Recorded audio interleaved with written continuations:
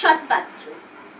শুনতে পেলাম পোস্তা গিয়ে তোমার নাকি মেয়ের বিয়ে।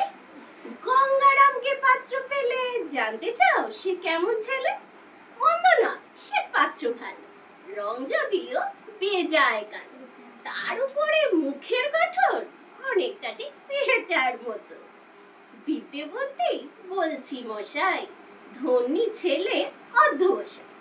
19টি বার ম্যাট্রিকে সে ঘায়েল হয়ে থামলো শেষে। বিষয় আসায় গরিব বেজায়, কষ্টে শিষ্টে দিন চলে যায়। মানুষ তো নয় ভাইগুলো তার, একটা পাগল একটা গোয়া, আর একটি সে তৈরি ছেলে, জাল করে নোট গেছেন জেলে।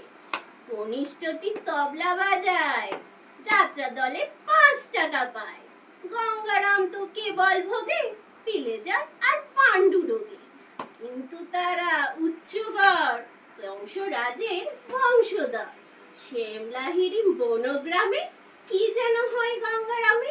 যাও এবার পাত্র পেলে কেমন কি আর মন্দ ছেলে।